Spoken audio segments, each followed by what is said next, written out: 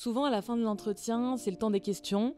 Le temps des questions, parfois, c'est un petit peu plat, un petit peu banal et les questions sortent pas forcément du lot. Donc, je vous invite vraiment à vous poser sur ces questions en amont pour faire mouche auprès de l'associé et puis montrer que vous avez un réel intérêt pour la structure et pour l'équipe. On a mis 5 questions, une compile de 5 questions qui peut être pertinente de poser en entretien et on les découvre tout de suite. Quelles sont les perspectives de développement du cabinet dans les 5 prochaines années?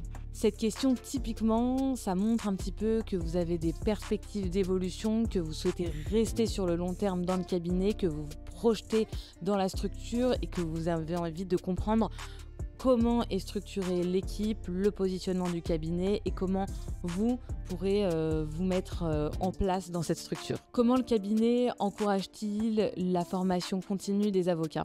Là, encore une fois, ça montre que vous avez envie de vous investir dans la structure, que vous êtes engagé dans votre formation continue, que vous avez conscience que vous devez encore apprendre et que vous êtes vraiment motivé pour cette formation sur le long terme. Comment les membres de l'équipe communiquent-ils sur les dossiers et comment ils travaillent tous ensemble? Cette question démontre un petit peu votre esprit d'équipe, votre esprit de communication, comment vous allez pouvoir vous imbriquer dans une équipe déjà en place, sur des dossiers déjà ouverts, et ça va montrer que vous n'avez pas un esprit individualiste sur ces sujets-là. Comment le cabinet mesure-t-il la performance de ses collaborateurs?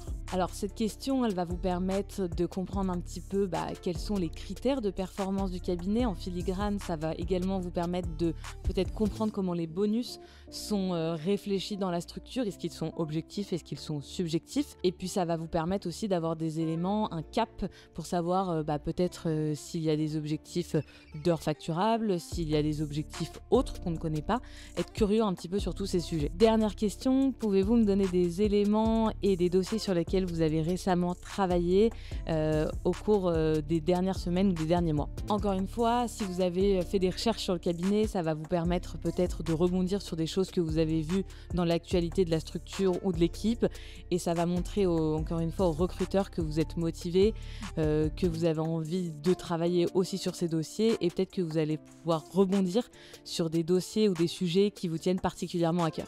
N'hésitez pas vraiment à travailler ces questions en amont, à essayer de sortir du lot, d'essayer de sortir des questions un petit peu banales et n'oubliez pas surtout que les questions arrivent à la fin de l'entretien. L'objectif, c'est vraiment de marquer l'esprit du recruteur à la fin de l'entretien.